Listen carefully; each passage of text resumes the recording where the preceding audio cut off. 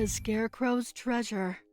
It was a windy country night when Mark heard his only son Bobby talking loudly in his room. It was well past his bedtime, so he opened the door. "Who you talking to?" The window was wide open, the curtains dancing in the breeze. Bobby paused in that way children do when they're thinking of a lie. "No one." Mark closed the window and sat on his son's bed. He pulled the covers snugly up to Bobby's shoulders. "You can tell me.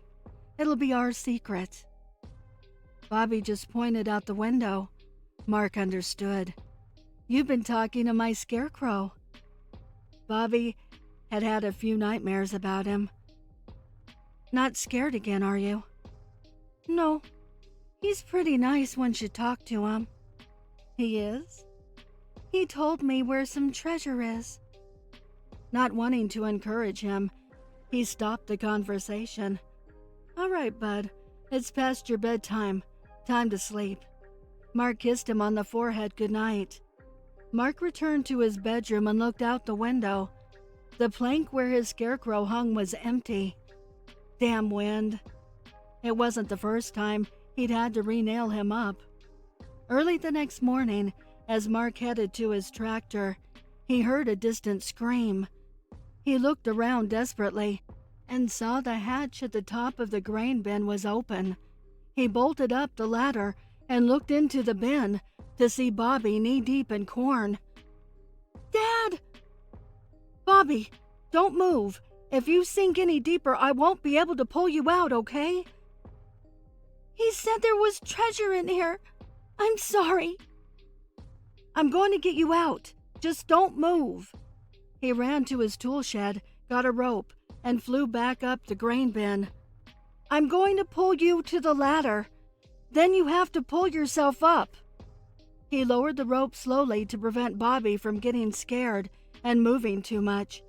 When the rope was a foot away from his fingertips, suddenly, like something beneath the grain yanked him. He submerged entirely under the corn. "No! God, no!"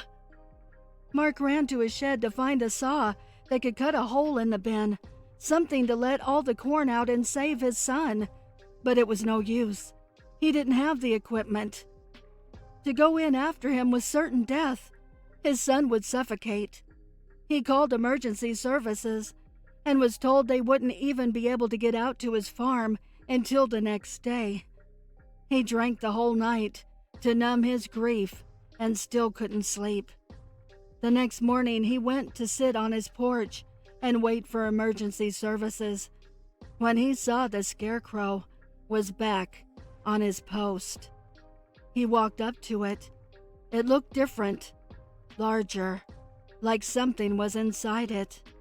He unbuttoned the top few buttons of its plaid shirt and revealed the pale, limp head of his dead son. Bobby's mouth opened and loose corn showered out. Jed. There once was a farmer named Nathan. He lived alone and lived a modest life. Day in and day out, he toiled his fields and tended to his cows. But there was something missing. Nathan was lonely. "Just a friend.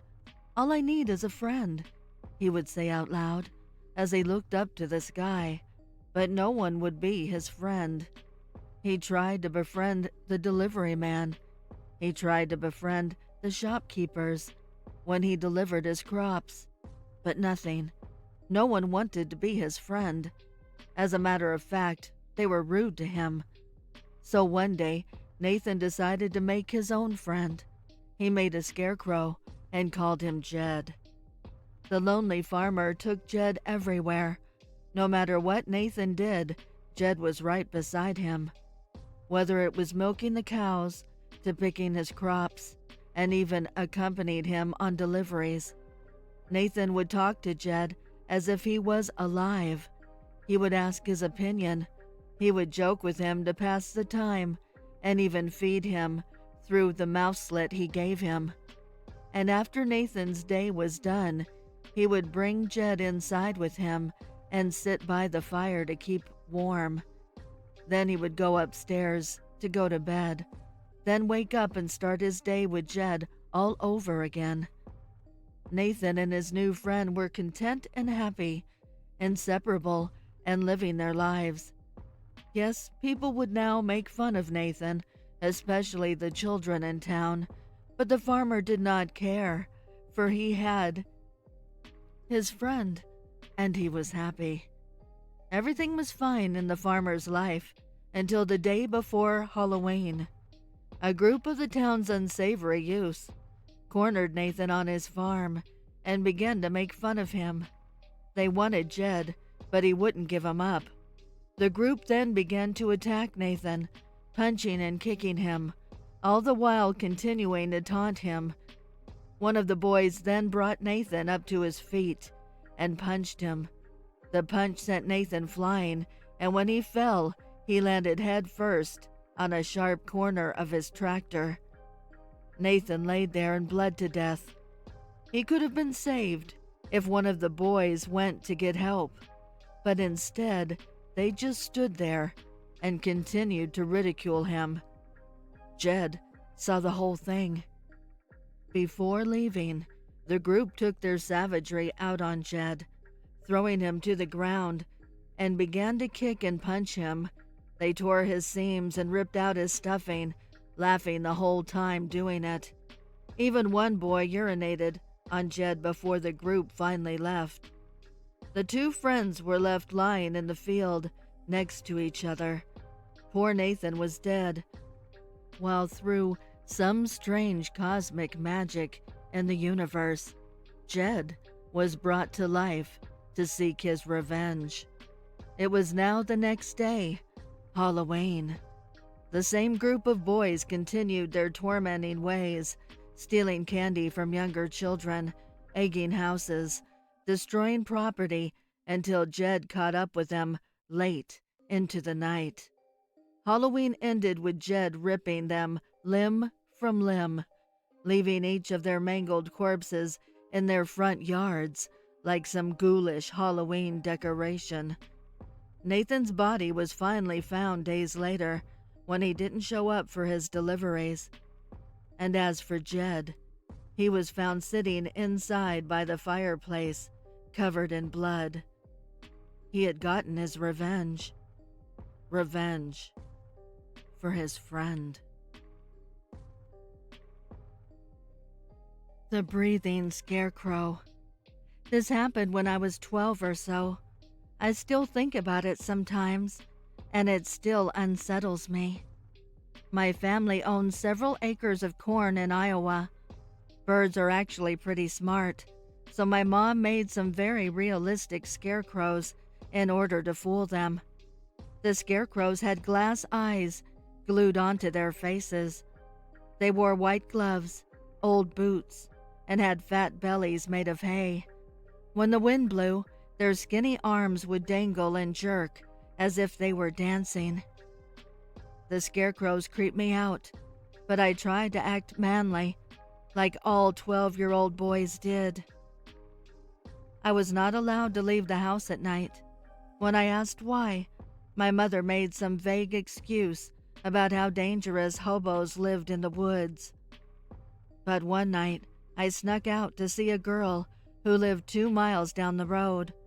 I climbed into the hayloft of her dad's barn and waited for her, but she never showed up. Finally, I left. I walked through the cornfields alone. Just as I passed by a scarecrow, I heard a noise. The scarecrow was breathing. I will never forget that noise as long as I live. It was a low hiss, like someone was inhaling through a mouth full of hay and cloth. It turned its head towards me. It was a windy day, and the scarecrow's arms twitched horribly, like a person convulsing. I was so effing scared. I bolted straight out of there. I ran the rest of the way home, crawled into my bedroom window, and closed it after me. My room was dark.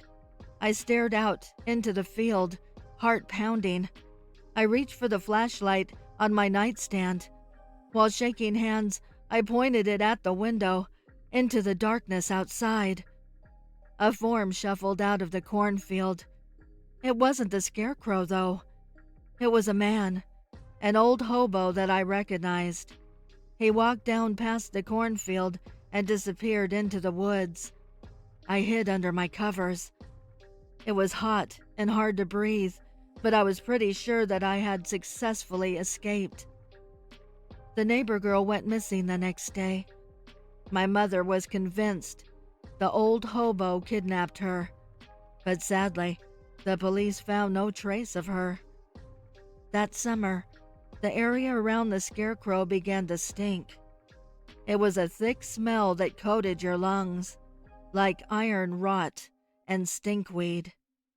We ignored it as long as we could, but as the days got hotter, the smell got worse, and eventually my mother told me to take the Scarecrow down. The Scarecrow's head was a burlap sack stuffed full of hay. I faced my fear. With trembling hands, I cut the rope around the Scarecrow's neck. I reached up and removed the sack. A human face stared back at me. It was the corpse of the neighbor girl. Her face was bloated. Her eyes were two sunken pits of rot, and her mouth was stuffed full of hay. Scarecrows. Tom grunted, lifted the Scarecrow off its pole, and tossed it alongside the compost pile. "They used to last a lot longer, huh?" said his daughter Brittany.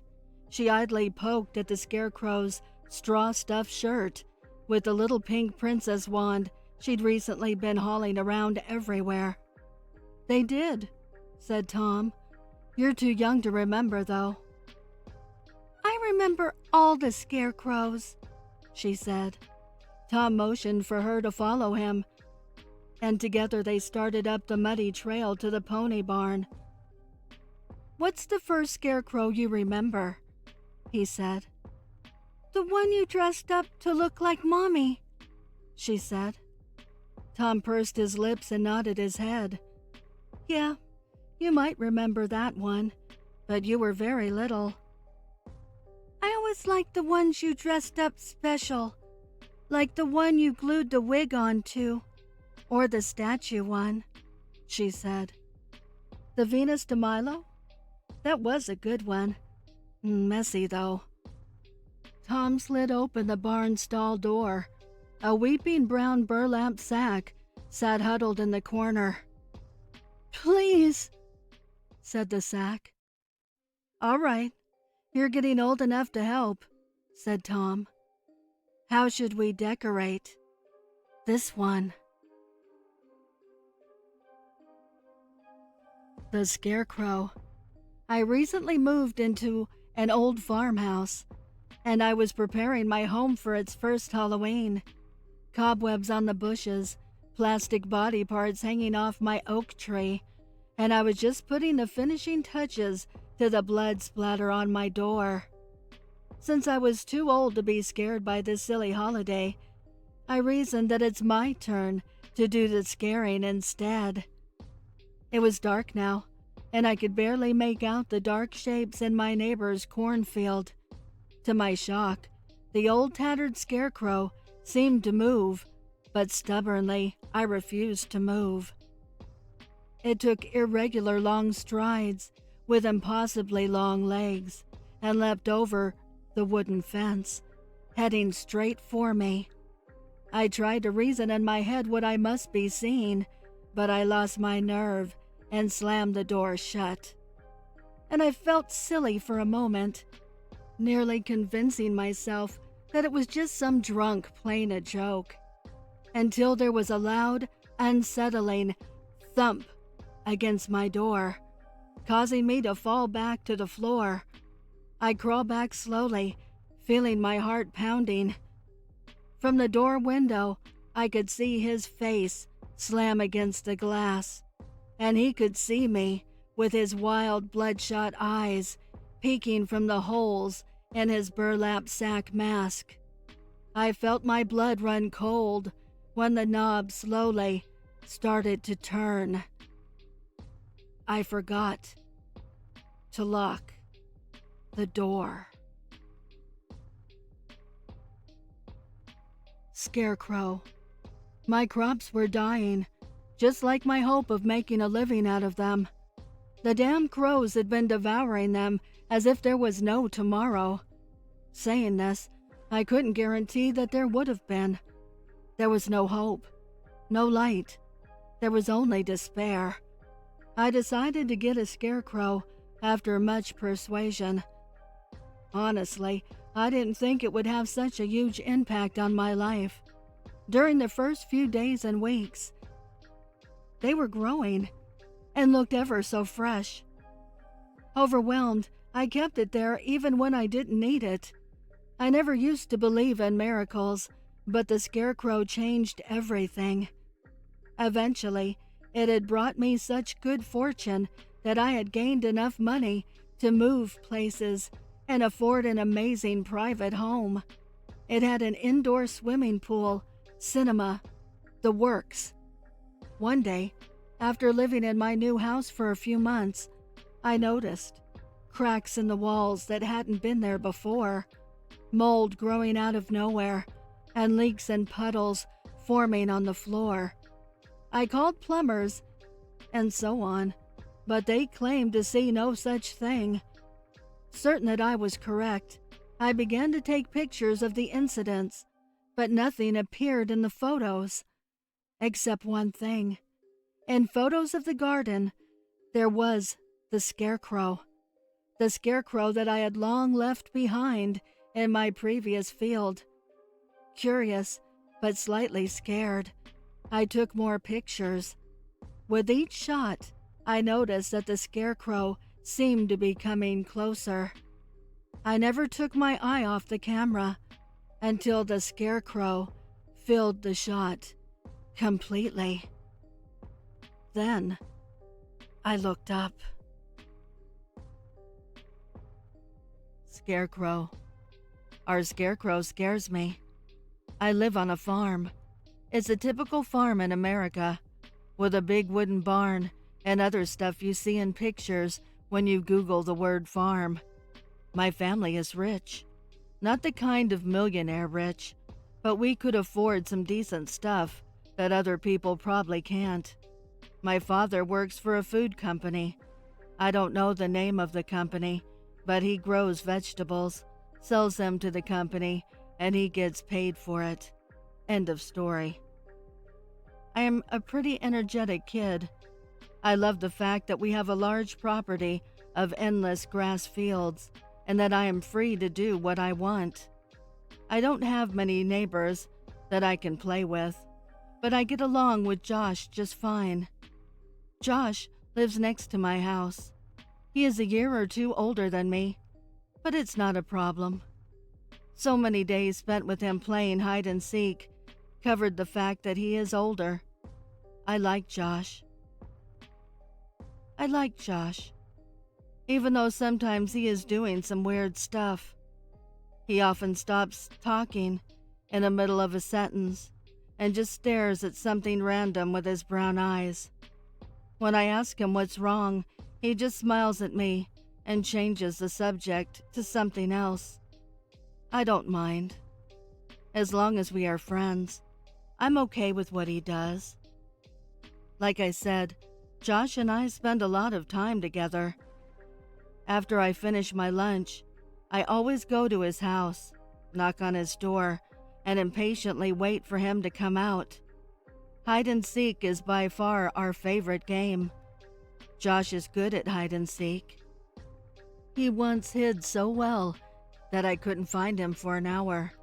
When I realized that I can't find him, no matter how hard I try, I started to call his name. He didn't answer, so I sat down on the ground and started to cry. I heard the leaves crunch, and Josh came out of the cornfield laughing at me. Then he said, "Stop being such a puss, and try going to look for him in the cornfield." He knew that I was scared of it. He knew that I was scared of our scarecrow. Our scarecrow is a pretty normal-looking scarecrow. My dad made it with some sticks, an old rag, and a grain sack for his head. I find it eerie-looking, so tall in the middle of a field, overlooking all of our property. It scares the shit out of me, especially at night. At night, our scarecrow moves. When the sun comes down and only moonlight provides some light through my window, our scarecrow starts to do something weird. I always close my eyes when he comes in my room. I try not to think about it. Sometimes I start to cry, but I hide it very well, so Scarecrow doesn't notice. It usually starts when I finally get in a comfortable position and close my eyes. Its raspy breathing always wakes me up. I never actually looked at it. I try not to. I just pretend to sleep while it comes near me. I feel its freezing breath on my neck and let it stroke my hair with its cold, abnormally long fingers. It always stops when it finishes touching my body. I feel so uncomfortable then. I never tell my parents because Scarecrow told me not to. He just whispers to me when he is done. I have to listen to him. I just have to. I was just entering the dream world when a knock woke me up. I know it's the Scarecrow. I'm keeping my eyes shut. I just want it to end quickly. I realize that I never actually see it in my room. I want to see him while he is looking at me, before he starts to touch me. I open my eyes and casually look through my window. Oh God. In the shine of moonlight, the Scarecrow was standing in the field like he always does during the day. Scarecrow doesn't move. Oh God. It never does. I feel the icy breath on my neck and the cold hand going through my hair. Why did I open my eyes? Help me.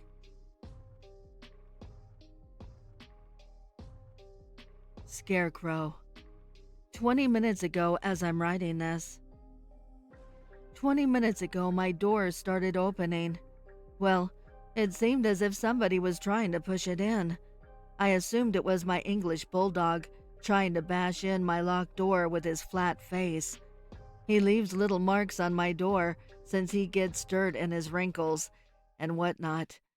He's just an incredibly dirty animal, but I love that animal with all my heart because of his need for attention.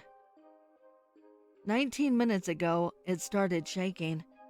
The door stopped bumping and there was a moment of relief, cut off by its rapidly shaking, like somebody was trying to shake the door handle off and shake open the door. 18 minutes ago, I picked up the baseball bat I kept under my bed for easy, quick protection if anybody attempted to forcibly enter my house or bedroom. I sat there for a moment, contemplating what I should do. 17 minutes ago, I chose to get up and unlock my door with one hand, baseball bat ready to swing with the other. I twisted the lock. Then I waited for the door to fly open. It stopped, and no one tried to get in. I exhaled slowly, relieved that it might have just been the wind. 16 minutes ago, my door handle turns and is shoved forward, hitting me and knocking me down. A man stands at my doorway. I try to yell or swing, but I lock up, and all that can come out of my mouth is a small yelp as he towers over me, and I back away. I crab crawl back to my bed as the man advances. His face is, or rather isn't, shown in the light. He wears a burlap sack, decorated with blood splatters, and a ripped t-shirt and jeans. 15 minutes ago. He takes out a knife and gestures to my laptop laying on my bed. I look at him confused. He tells me something. 14 minutes ago, he has spoken to me and given me instructions to type this story out, specifying which website and forum to post on. I ask why, but he does not respond. He takes out a knife and holds it to my throat as I type this. Now, I finish typing, and he hands me a tape, telling me to keep typing as he releases the knife and tells me to watch it. I look at the VCR on the other side of the room, and I look back at him, and he is gone. Please, effing help me. I'm so effing freaked out, and I have no clue what to do right now. I really don't want to watch this damn tape. I shouldn't post this, but I'm afraid he might come back. Has anybody suffered anything like this? I guess I'll update if anything comes up, but as of now, I'll reply to your questions and answer them. Please, help me figure out what just happened. I would like to give a heartfelt thank you to the special friends of the channel for your overwhelming generosity. If you would like to support the channel, the link is below in the description. Also, please send me your stories and poems to duchessofdarkness27@gmail.com. You can also find me on Instagram at duchess.ofdarkness and Twitter at duchessofdarkn2. I want to thank all my listeners for your kindness, your encouragement, and your support. It means the world to me. Thank you for joining me. Until next time.